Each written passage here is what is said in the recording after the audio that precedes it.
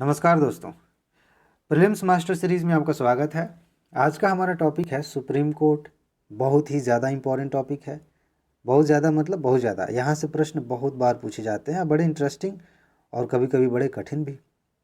तो आज हम उन सारी चीज़ों को पढ़ेंगे जहाँ से प्रश्न बनाए जाते हैं और आगे बनाए जा सकते हैं। इसके बाद आप अगर कोई भी क्वेश्चन देखें सुप्रीम कोर्ट से रिलेटेड तो आप आसानी से उससे मुस्कुराते हुए हल कर सकते हैं। चलिए देखते हैं कौन कौन सी बातें जानने लायक हैं, याद करने लायक हैं। सबसे पहली बात ये जानिए कि हमारे यहाँ जो न्याय की व्यवस्था है ना, वो एकीकृत न्याय व्यवस्था है। इसका मतलब ये है कि इस तरह की न्याय व्यवस्था है। ये देखिए, सबसे टॉप पर है सुप्रीम कोर्ट, उसके नीचे आती हैं अपनी हाई कोर्ट्स, और उसके नीचे बाकी जो लोअर कोर्ट्स हैं वो आ जाती हैं। ये व्यवस्था हमारे यहाँ एकीकृत, और इसका नियंत्रण सब पे होता है। सुप्रीम कोर्ट का नियंत्रण सब पे होता है। आगे इसी में जानने लायक बात यह है, ये जो व्यवस्था है एकीकृत न्याय वाली, ये कहाँ से ली गई है? जो भारत सरकार अधिनियम बना था 1935 में, वहाँ से ली गई है। इसके बारे में हमने डिस्कस किया था। और सेम रिलेटेड बात एक है जानने लायक, जो उच्चतम न्यायालय हमारा, उसका उद्घाटन 28 जनवरी 1950 को हुआ था। यहाँ से दो तरह से प्रश्न बनते हैं।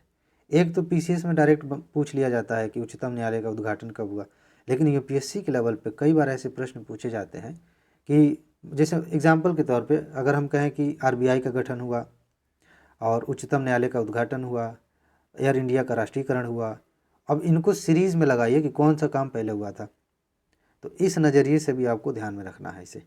ठीक है, आगे चलते हैं। इसी में एक बात है जानने वाली कि जो भारत सरकार अधिनियम 1935 था, हमने अभी कहा कि वहाँ से ग्रहण किया गया, उसी के तहत एक संघीय न्यायालय की बात की गई थी, या ये हमने डिस्कस किया था ऑलरेडी। उसी का ये उत्तराधिकारी था अपना सुप्रीम कोर्ट। ठीक है, अब देखिए कहाँ से प्रश्न बनते हैं। न्यायाधीशों की नियुक्ति को लेकर प्रश्न बनते हैं। एक चीज़ तो आपको पता होनी चाहिए और होगी ही कि राष्ट्रपति नियुक्ति करते हैं सुप्रीम कोर्ट में न्यायाधीशों की। इंटरेस्टिंग बात यहाँ है, यहाँ कन्फ्यूजन हो सकता है, ध्यान से देखिएगा। मुख्य न्यायाधीश की नियुक्ति, सुप्रीम कोर्ट में जितने भी जज हैं उनमें से एक एक व्यक्ति मुख्य न्यायाधीश होता है।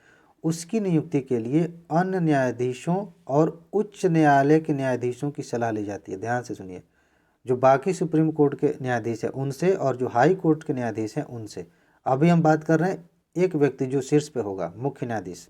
ठीक है, इसके अलावा मुख्य न्यायाधीश के अतिरिक्त जब अन्य न्यायाधीशों की बात आती है, उनकी नियुक्ति कैसे होगी, तब प्रक्रिया ऐसी होती है कि जो मुख्य न्यायाधीश बन चुके हैं उनसे राष्ट्रपति परामर्श करते हैं। और ये परामर्श का मतलब ये हुआ कि ये कोलेजियम व्यवस्था के तहत, ये अकेले जो मुख्य न्यायाधीश है वो अपनी राय नहीं देते। एक सिस्टम है, परंपरागत रूप से चल रहा है, जिसके तहत क्या होता है कि मुख्य न्यायाधीश 4 अन्य जो वरिष्ठ न्यायाधीश हैं उनसे बात करते हैं और कुछ नाम सुझाते हैं, फिर राष्ट्रपति को भेजते हैं और राष्ट्रपति उनमें से न्यायाधीशों की नियुक्ति करते हैं सुप्रीम कोर्ट के लिए। ठीक है, समझ में आ गया? आगे चलते हैं। योग्यता क्या होनी चाहिए, ये तो नॉर्मल है, ज़्यादातर आप ये ऐसे रटा रहता है बचपन से, भारत का नागरिक होना चाहिए। यहाँ पे आपको ध्यान देना है कि वो व्यक्ति हाई कोर्ट में कम से कम 5 साल के लिए जज रहा हो, न्यायाधीश रहा हो, या हाई कोर्ट में या फिर किसी अन्य न्यायालय में 10 वर्ष तक वकालत की हो, उसने वकील के तौर पर काम किया हो, या फिर राष्ट्रपति की राय में एक सम्मानित न्यायवादी हो, न्याय के बारे में अच्छी जानकारी रखने वाला व्यक्ति हो। तो ये योग्यताएं हैं सुप्रीम कोर्ट में जज बनने के लिए। आगे और कहाँ से प्रश्न बनते हैं, एक चीज़, हाँ, ये लाइन जो है बड़ी कंफ्यूज कर सकती है आपको। देखिए, मैक्सिमम आयु तय कर दी गई है कि कोई व्यक्ति न्यायाधीश बन गया है, जज बन गया है, तो जब उसकी 65 साल की उम्र हो जाएगी तब वो अपने पद पर नहीं रहेंगे। लेकिन यहाँ मतलब ये चीज़ नहीं कही गई है कि ये कितने वर्ष के होंगे तब इस लायक होंगे कि वो सुप्रीम कोर्ट के जज बन सके। यानी कि न्यूनतम आयु नहीं है, कोई व्यक्ति 35 वर्ष की उम्र में भी बन सकता है, कोई व्यक्ति 64 साल की उम्र में भी बन सकता है। तो न्यूनतम आयु इसके लिए कोई वो नहीं है, मैक्सिमम है 65 साल के बाद रिटायर होना पड़ेगा, पद छोड़ना पड़ेगा। ये चीज़ ध्यान रखना, यहाँ से प्रश्न बनता है और लोग यहाँ गलतियाँ भी करते हैं। आगे, त्यागपत्र देना होगा तो राष्ट्रपति को देंगे, सिंपल।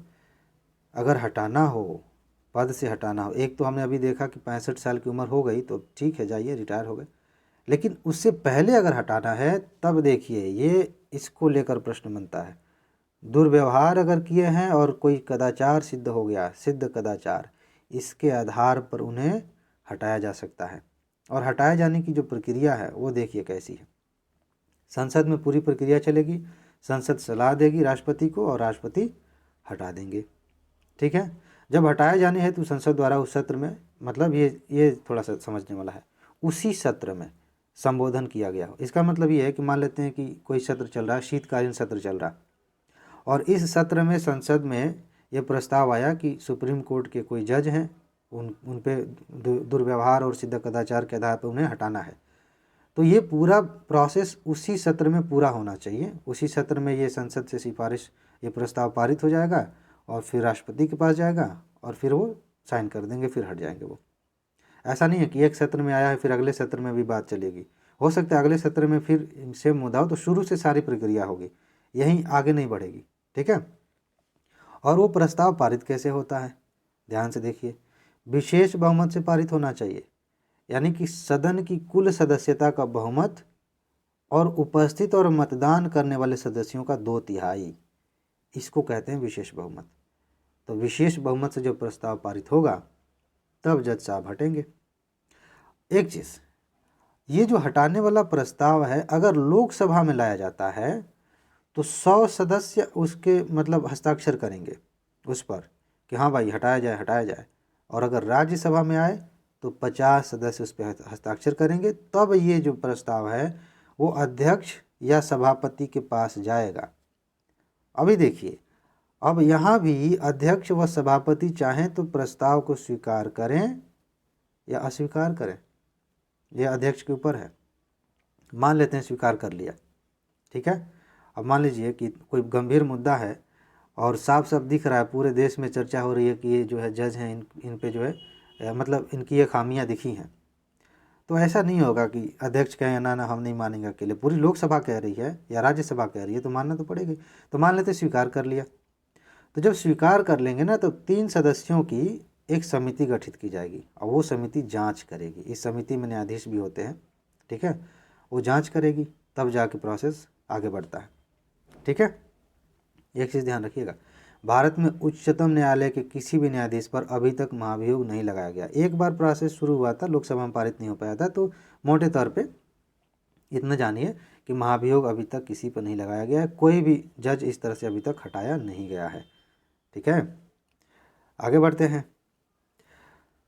वित्तीय आपात का एक थोड़ा सा अलग चीज़ है। देखिए अब तक हम जो बातें कर रहे थे वो अलग बात है, एक नया पॉइंट आ गया, उनके वेतन भत्ते। क्योंकि देखिए इस सीरीज़ में हम सिर्फ उन्हीं चीज़ों पे बात कर रहे हैं जहाँ से प्रश्न बन सकते हैं। अदरवाइज सुप्रीम कोर्ट पे घंटों तक लेक्चर दिया जा सकता है, पूरी कहानी डिस्कस की जा सकती है। हमें प्री के लिए उन चीज़ों को रिवाइज करना है जहाँ से डायरेक्ट प्रश्न पूछे जाने की संभावना है। तो ये मैं इसलिए सफाई दे रहा हूँ क्योंकि अब तक कुछ और बात हो रही थी और अचानक से कुछ और आ गया। देखिए उनके वेतन को कम नहीं किया जा सकता, जो सुप्रीम कोर्ट के जज हैं उनके वेतन को कम नहीं किया जा सकता। एक शर्त है, अगर वित्तीय आपातकाल लागू हो अपने देश में तब वेतन में कमी की जा सकती है। ये चीज़ ध्यान देने वाली है। और यहाँ से भी प्रश्न आते हैं, ध्यान से देखिए। जब मुख्य न्यायाधीश का पद रिक्त हो, मुख्य न्यायाधीश का पद रिक्त हो या वो अस्थायी रूप से अनुपस्थित हों या किसी कारण से अपना काम करने में असमर्थ हों, अपने दायित्वों का निर्वहन करने में असमर्थ हों, तब ध्यान देखिए ये राष्ट्रपति किसी अन्य न्यायाधीश को उच्चतम न्यायालय का कार्यकारी मुख्य न्यायाधीश नियुक्त कर सकते हैं। अब ये कार्यकारी पे इतना ज़्यादा मैं क्यों भाव दे रहा हूँ अभी समझ में आएगा। कार्यकारी न्यायाधीश की नियुक्ति राष्ट्रपति करते हैं, कार्यकारी न्यायाधीश की नियुक्ति राष्ट्रपति करते हैं, ये चीज़ ध्यान में रखिएगा। आगे देखिए, इसी से थोड़ा सा हट के अभी हम क्या बात कर रहे थे कि मुख्य न्यायाधीश जो है किसी वजह से काम नहीं कर पा रहे हैं, उनका पद खाली है, तो कार्यकारी मुख्य न्यायाधीश होंगे, राष्ट्रपति नियुक्त करेंगे। कभी कभी ऐसा होता है कि कोरम पूरा नहीं हो पाता, जज नहीं है पर्याप्त, तो क्या होता है मतलब अस्थायी जजों की संख्या कम हो गई। यहाँ पे जो भारत के मुख्य न्यायाधीश हैं वो किसी उच्च न्यायालय से, हाई कोर्ट के किसी न्यायाधीश को अस्थायी तौर पर तदर्थ न्यायाधीश नियुक्त करते हैं उच्चतम न्यायालय में। समझ में आया मैं क्यों जोर दे रहा था? तदर्थ न्यायाधीश की नियुक्ति मुख्य न्यायाधीश करते हैं और कार्यकारी न्यायाधीश की नियुक्ति कौन करता है? राष्ट्रपति करते हैं। ये चीज़ आपको ध्यान में रखना है। लेकिन एक चीज़ और है, जब तदर्थ न्यायाधीश की नियुक्ति करेंगे अपने मुख्य न्यायाधीश, तो इस बात का ध्यान रखना होगा कि वह ऐसा संबंधित उच्च न्यायालय के मुख्य न्यायाधीश के परामर्श और राष्ट्रपति की पूर्व मंजूरी के बाद करेंगे, अपने मन से नहीं। जिस मतलब उच्च न्यायालय का जो मुख्य न्यायाधीश है, जहाँ से ये उठाना चाह रहे हैं, एक व्यक्ति को लेके आना चाह रहे हैं, वहाँ के मुख्य न्यायाधीश से बात करेंगे और पहले से राष्ट्रपति से मंजूरी ले लेंगे, तब ऐसा करेंगे कि तदर्थ न्यायाधीश की ये नियुक्ति करें कोरम पूरा करने के लिए। ठीक है। इस पद पर नियुक्त व्यक्ति के पास उच्चतम न्यायालय के न्यायाधीश होने की योग्यता होनी चाहिए। ऐसा नहीं है कि किसी को भी उठा दिए और चलो भाई आओ जज बन जाओ, तदर्थ न्यायाधीश बन जाओ। अभी हमने जो योग्यता डिस्कस की थी वो सारी योग्यताएं इनमें होनी चाहिए। ठीक है, आगे चलते हैं। सर्वोच्च न्यायालय का मुख्य न्यायाधीश राष्ट्रपति की पूर्व अनुमति के बाद उच्चतम न्यायालय का स्थान दिल्ली के अतिरिक्त कहीं और भी तय कर सकता है। ये इंपॉर्टेंट है। अभी हमारे देश में क्या है कि उच्चतम न्यायालय का जो स्थान है वो कहाँ है? दिल्ली में है। लेकिन कहीं और भी तो हो सकता है, दिल्ली की जगह लखनऊ में, चेन्नई में, कहीं और भी हो सकता है। ये स्थान तय करने की जो शक्ति है ना, वो मुख्य न्यायाधीश की है, हमारे जो सुप्रीम कोर्ट के जो मुख्य न्यायाधीश हैं उनकी। लेकिन राष्ट्रपति से अनुमति लेने के बाद, पूर्व अनुमति लेने के बाद वो कहीं से भी मतलब कहीं भी तय कर सकते हैं कि आज से यहाँ भी सुप्रीम कोर्ट की बेंच बैठेगी। ठीक है ना। आगे अब बात करेंगे शक्तियों की, क्षेत्राधिकार की, क्योंकि यहाँ से प्रश्न बनते हैं। देखिए कई शक्तियाँ हैं, कई प्रकार के क्षेत्राधिकार हैं, तो 1 2 3 4 कर दिया। ठीक। एक होता है मूल क्षेत्राधिकार, मतलब इस संदर्भ में किसी भी अन्य न्यायालय को कोई शक्ति प्राप्त नहीं है। ये होता है मूल क्षेत्राधिकार, यानी कि इस तरह के जो मामले होंगे वो सिर्फ और सिर्फ सुप्रीम कोर्ट ही देखेगा, कोई और न्यायालय हाई कोर्ट नहीं देखेगा। देखिए संघीय ढांचे के जो विभिन्न इकाइयां हैं, जैसे संघ में क्या है, हमारे राज्य हैं, केंद्र है, ठीक है, उनके बीच अगर विवाद होता है तो वो सारे मामले यहाँ आते हैं। जैसे एग्जाम्पल के तौर पर देखिए, केंद्र है, एक तरफ दिल्ली सरकार मतलब केंद्र की सरकार, और एक या अधिक राज्य हैं एक तरफ, मान लेते हैं एक तरफ दिल्ली की सरकार, एक तरफ पंजाब, हरियाणा, यूपी, ये अब किसी मुद्दे पर लड़ गए, तो ऐसे विवादों का समाधान कहाँ होगा? सुप्रीम कोर्ट में होगा। और ऐसा भी हो सकता है कि एक तरफ केंद्र सरकार हो और कोई राज्य हो, मान लेते हैं कि केंद्र सरकार और मध्य प्रदेश की सरकार एक तरफ, और दूसरी तरफ एक से अधिक राज्य, बिहार, यूपी, पंजाब एक तरफ। अब इनके बीच विवाद हो गया किसी मुद्दे को लेकर, ऐसे मामले भी सुप्रीम कोर्ट में ही जाएंगे। और 2 या 2 से अधिक राज्य, मान लेते हैं कि राज्य ही आपस में भिड़ गए कि यूपी बिहार एक तरफ, मध्य प्रदेश छत्तीसगढ़ एक तरफ, और मुद्दा जो है संघीय ढांचे से संबंधित है, ये विवाद हो गया, ये भी सुप्रीम कोर्ट में ही जाएगा। एक चीज़ ध्यान रखना है, बहुत सारी चीज़ें ऐसी होती हैं, लगभग इसी तरह का होगा, लगेगा कि ये काफ़ी गंभीर मुद्दा है, लेकिन वहाँ सीमा है। जैसे एग्जाम्पल के तौर पे, अगर संविधान बनने से पहले कोई संधि हुई थी, उससे संबंधित कोई विवाद है, अंतर्राज्यीय जल विवाद है, अब राज्यों के बीच में, कर्नाटक और तमिलनाडु के बीच में जल को लेकर कितना विवाद रहता है, या वित्त आयोग के संदर्भ में कोई मामला है, ऐसा कोई विवाद है, तो वो मूल क्षेत्राधिकार में नहीं आएंगे। ध्यान रखिएगा, अंतर्राज्यीय जल विवाद में तो वो कहा गया है ना कि संसद वो कर सकती है, एक अनुच्छेद है उसमें कहा गया है कि संसद सुप्रीम कोर्ट को रोक सकती है कि आप इसमें हस्तक्षेप ना करिए। अंतर्राज्यीय जल विवाद मूल क्षेत्राधिकार में नहीं आता। हाँ, झगड़े बढ़ रहे हैं और जो ट्रिब्यूनल्स बनाए गए हैं, आयोग बनाए गए हैं, वो समाधान नहीं कर पा रहे हैं, या उनके समाधानों से ये राज्य संतुष्ट नहीं है, तो अपील कर सकते हैं। समझ गए आप? तो ये चीज़ें हैं।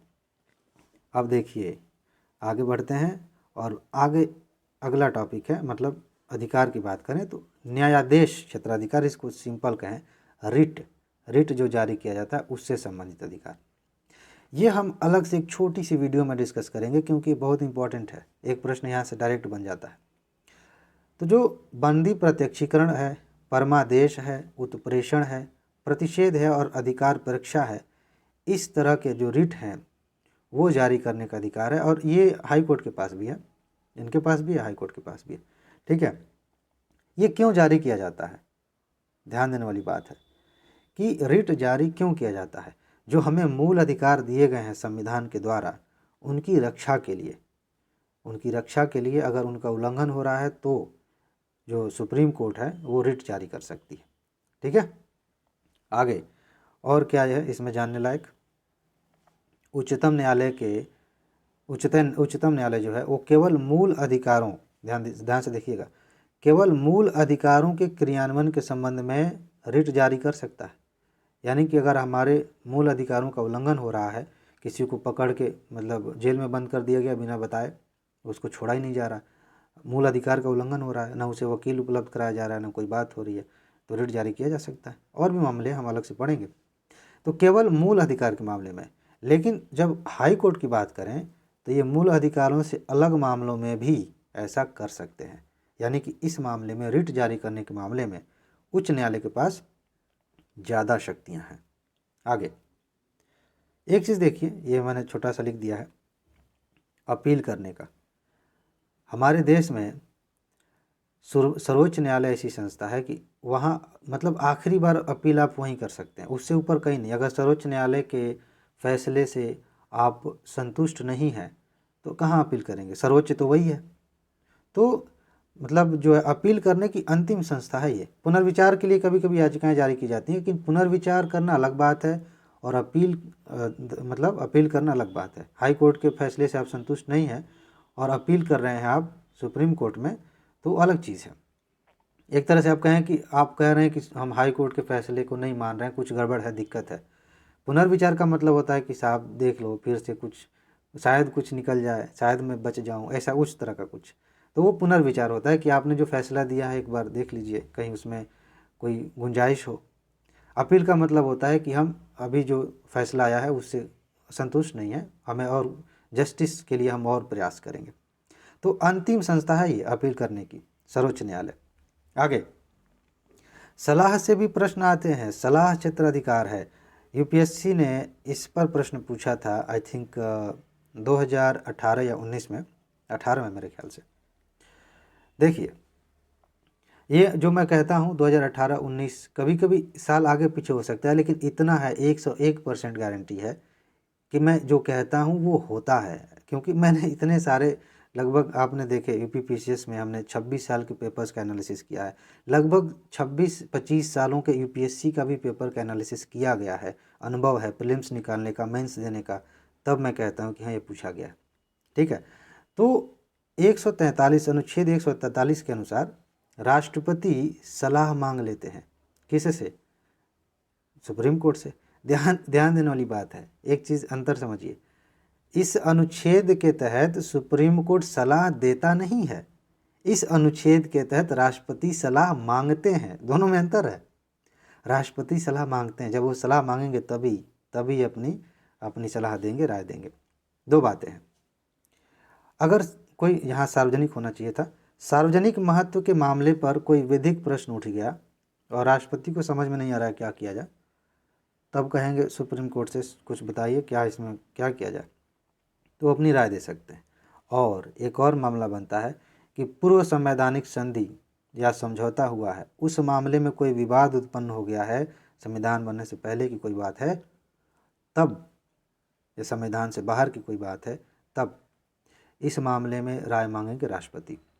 किससे? सुप्रीम कोर्ट से। एक चीज़ यहाँ फंसाया जा सकता है, देखिए जो पहला मामला यानी कि सार्वजनिक मामला कोई है, विधिक प्रश्न उठा है, उस मामले में उच्चतम न्यायालय के जो मतलब उच्चतम न्यायालय है वो कह सकता है कि भाई हम राय नहीं देंगे, हमारा मन नहीं कर रहा है, या दे भी सकते हैं, यानी कि मना करने की शक्ति है। लेकिन अगर पूर्व संवैधानिक समझौता है, यानी दूसरा जो मामला है ये वाला, कोई संधि है, उस मामले में अगर राष्ट्रपति पूछें कि बताइए आपकी राय क्या है, तो अपना मत देना अनिवार्य है, उसमें मना नहीं कर सकते। लेकिन दोनों मामलों में अगर सलाह दोनों मामलों में मिल गई राष्ट्रपति को, तो ये राष्ट्रपति के ऊपर है कि वो सलाह माने या ना माने। समझ गए आप? यहाँ से प्रश्न बनते हैं, वही चीज़ है कि राष्ट्रपति के ऊपर है राय माने या ना माने। एक और चीज़ है, यहाँ देखिए, अभिलेख न्यायालय के मतलब के रूप में इसकी शक्तियाँ हैं, कुछ दो शक्तियाँ हैं। पहली चीज़ देखिए, सुप्रीम कोर्ट, अगर आप करंट अफेयर में ये चीज़ों को नोटिस करते होंगे तो समझ में आ जाएगा, कई बार ऐसा होता है कि कोई मामला चल रहा है तो रेफरेंस लिया जाता है, कहा जाता है कि फलाना बाद में सुप्रीम कोर्ट ने ये कहा था, और उसी के आधार पर और चीज़ें क्लियर हो जाती हैं। यानी कि जो कार्रवाई सुप्रीम कोर्ट की होती है, जो उसके फैसले होते हैं, उसे अभिलेख के तौर पर, साक्ष्य के तौर पर रखा जाता है, ताकि आने वाले मामलों में उनसे हेल्प ली जा सके। एक साक्ष्य है, ये अभिलेख न्यायालय के तौर पर इसकी शक्ति है। दूसरी, इसी के तहत अगर किसी ने अवमानना कर दी, यह मेंस में हम बहुत विस्तार से डिस्कस करेंगे अवमानना को, क्योंकि अभी हाल फिलहाल में इसके काफ़ी मामले आए हैं, तो इससे प्रश्न बन सकता है। अगर कोई अवमानना कर देता है तो उसे दंडित करने का अधिकार भी सुप्रीम कोर्ट के पास है, अभिलेख न्यायालय के तौर पर। ठीक है, ये दो शक्तियां हैं। एक और आगे बढ़ते हैं। न्यायिक समीक्षा की शक्ति है सुप्रीम कोर्ट के पास। केंद्र और राज्य दोनों स्तरों पर विधायी और कार्यकारी आदेश जो जारी किए जाते हैं वो संवैधानिक रूप से सही है या नहीं, कहीं संविधान का उल्लंघन तो नहीं कर रहे, कहीं मूल अधिकारों के खिलाफ तो नहीं जा रहे, कहीं मूल ढांचे को तो प्रभावित नहीं कर रहे। इसकी जांच कर सकता है कौन? Supreme court. ये बहुत बड़ी शक्ति है, तो ये आपको ध्यान में रखना है। कुछ अन्य शक्तियां भी हैं, यहाँ से भी प्रश्न आते हैं। अन्य का मतलब हल्के में नहीं लेना। राष्ट्रपति और उपराष्ट्रपति के निर्वाचन के संबंध में कोई विवाद होता है, ये हमने पढ़ लिया है राष्ट्रपति वाले में, तो उसका निपटारा सिर्फ सुप्रीम कोर्ट में होगा। लोक सेवा के आयोग के अध्यक्ष और सदस्यों के व्यवहार और आचरण की जांच, कई बार जब ऐसा होता है कि लोक सेवा आयोग के अध्यक्ष पर गंभीर आरोप लगे हैं, पद से हटाने की बात नौबत आ गई है, या उनके सदस्य हैं, तो उसकी जांच जो है कौन करेगा? सुप्रीम कोर्ट करेगा। और सुप्रीम कोर्ट जो कह दे वो राष्ट्रपति के ऊपर बाध्यकारी होता है, राष्ट्रपति मानेंगे ही, उसके खिलाफ राष्ट्रपति नहीं जा सकते। यह सुप्रीम कोर्ट की शक्ति है। अपने फैसले की समीक्षा करने की शक्ति है, अपने फैसले की खुद की समीक्षा। आप एक बड़ा फेमस वाद आया था पुट्टा स्वामी वाला, निजता के अधिकार को वो कर दिया गया, मतलब आर्टिकल 21 के तहत, जीवन का अधिकार के तहत डाला गया। अभी तो 2021 में प्रश्न भी आया इस पे, सीधे सीधे आर्टिकल 21। तो उसके पहले, इस वाद से पहले क्या हुआ था कि कई बार फैसले आए थे और इसको मूल अधिकार के तहत नहीं माना गया था, समझ रहे हैं, लेकिन इसमें मान लिया गया। यानी कि सुप्रीम कोर्ट ने अपने ही फैसले की समीक्षा की और पाया कि उसमें बदलाव करना चाहिए, पहले के फैसले गलत थे। ये अपने फैसलों की भी समीक्षा कर सकता है। और एक और बात, संविधान की व्याख्या। कई बार ऐसी चीज़ें हैं, बहुत भारी भारी शब्द हमारे संविधान में लिखे गए हैं, बातें समझ में नहीं आती कि इसका मतलब क्या होगा। तो मतलब समझाने के लिए हम लोग कहाँ जाते हैं? मतलब सरकार पूछती है किससे? सुप्रीम कोर्ट से, कि सर इसका क्या मतलब है, क्या लिख दिया गया है। और सुप्रीम कोर्ट अपने हिसाब से, मतलब जो भी अध्ययन करके, समझ के, मूल भावना को ध्यान में रखते हुए संविधान की व्याख्या करता है। कौन? Supreme court. तो इस लेक्चर में हमने लगभग सारी चीज़ें डिस्कस कर ली। इसके बाद हम उच्चतम न्यायालय की बात करेंगे, उच्च न्यायालय की बात करेंगे। इतना अगर आपने तैयार कर लिया, सुप्रीम कोर्ट से कहीं से भी कुछ भी पूछा जाए, आप मुस्कुराते हुए उसे हल करेंगे, मज़ा आ जाएगा। तो बस इसमें इतना ही। अपना ख्याल रखिए, अगले वीडियो में मिलते हैं। नमस्कार।